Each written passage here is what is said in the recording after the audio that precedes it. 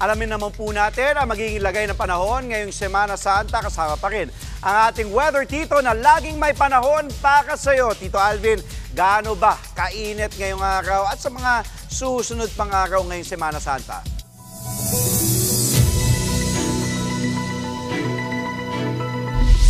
Good morning Kuya Andre at good morning again mga kapatid. Nako Kuya Andre, mas titindi pa ang init ng ating panahon. Ito pa rin ating tinatawag na easterlies, ang ating dominanteng weather system sa ngayon na siya pong nagdadala ng mainit at maalinsangang panahon sa malaking bahagi na po yan ng ating bansa. Sa katunayan, kahapon po nakapagtala po tayo ng 50 degrees Celsius na heat index dyan po sa may area ng Los Baños. So napaka-taas po niya, nasa extreme danger level na po yan. Kaya mag-ingat po tayo dyan ha. Again, umiwas po tayo sa direktang init ng araw at magpahinga po hanggat maaari para makaiwas tayo sa heat stroke. Ganun din po ang ating aasahang panahon o magiging mainit din po ang ating panahon sa malaking bahagi na po yan ng Luzon, sa mga karating lugar ng Los Baños. Nakapagtala rin po tayo ng 44 degrees Celsius dyan po sa may area ng Cavite.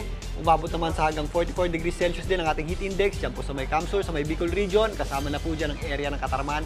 At pumalo din sa hanggang 48 degrees Celsius ang ating heat index dyan po sa may San Ildefonso, sa may area ng Bulacan. Ngayong araw na ito, makakaasa pa rin tayo ng matinding init ng panahon sa malaking bahagi na po yan ng Luzon.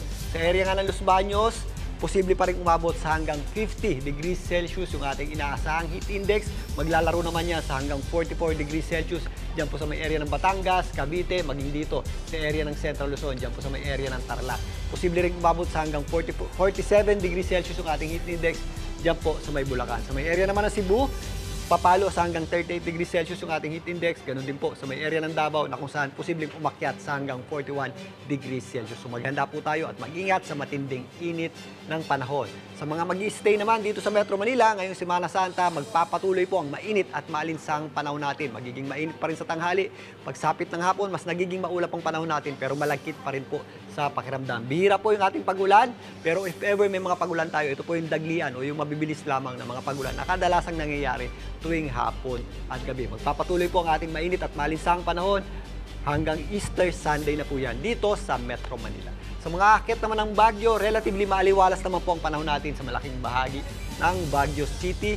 Yung mga yung para po maibsan yung init ng ating panahon, hanggang 17 degrees Celsius yung ating inaasahang temperatura. So malamig pa rin po yan sa gabi at madaling araw. Pero pagsapit ng tanghali, masakit pa rin po sa balat yung init ng araw. At kung may mga pagulan tayo, syempre nasa area po ng bundok yan, possible din po yung mga isolated o mga localized na pagulan at thunderstorms.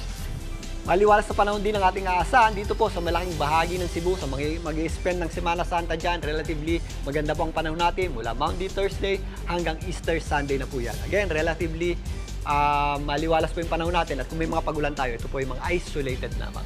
Thunderstorms naman ang ating aasahan sa mga malaking bahagi po ng Davao area.